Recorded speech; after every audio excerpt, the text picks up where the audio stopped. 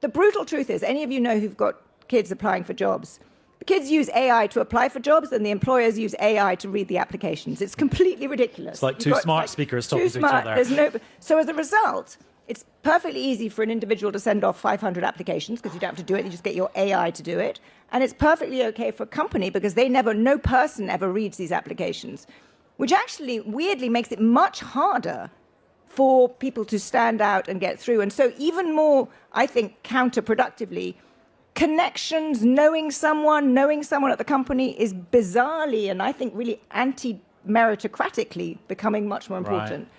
And that is not the direction we want to go in. So if you step back, I think we are going to have a much broader rethink of education where you use AI in education judiciously. And there are certain things like teaching certain subjects, actually having a sort of personal AI is really helpful. But you then use the time that kids are in schools to learn things like how to get on with people, to learn how to discuss ideas, to learn how to have social skills. Because a lot of the reasons those young people 16 to 24 have mental health issues, and huge fractions of them do, is because they spend a lot of time on their phones in their own world, doom scrolling. And I think we are going to have to start using the education system, the time that kids are in school, much more to focus on that stuff than teaching them, equations. I cannot agree more with Zani. Definitely our children, when they will finish the university, they're going to go through so much mental issues. AI definitely will create more jobs, but the entry-level jobs is under a massacre right now, and it will be even more. What Zani was talking about, our children to have these social skills, how to talk to people, how to get along together, how to discuss with ideas. Our current education system is so backdated, it is almost impossible to change it with the pace of AI. So that is why it is the responsibility of every parent to be more proactive if they want to save their children from this depression that is coming to them after their university life, after their graduation. And again, you have to understand, the university, they have zero, I'm telling you again, the university, they have zero interest for your and my children's future, their employability, their income, their mental health.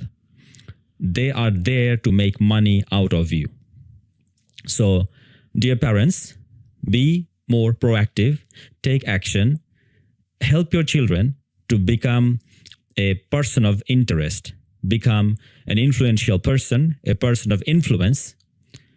Push your children with your guidance, with your mentoring, that how to discuss ideas, how to find problem, how to make a solution, how to find a problem that will help someone. This empathy is the only thing our parents, we should be really taking care of for our children's future, because that is the one thing, in my understanding, AI will not replace, AI will not be able to replace. So help them to find problem with empathy. That will help someone. And it is perfectly okay to monetize from that service, from that solution. If you start early, your child will automatically learn how to make a pitch, how to talk to friends, how to talk to strangers to sell their service. You don't have to wait until you finish university anymore. AI accelerated that journey faster than the light speed. If our parents don't know what is happening around them for their children's future, I fear they're in the dark. I fear they're in the dreamland. They need to wake up. We need to wake up. What Zeni is saying, even though she is saying in 2026, where do you see your child in 2035 with the advancement of AI? Think about that.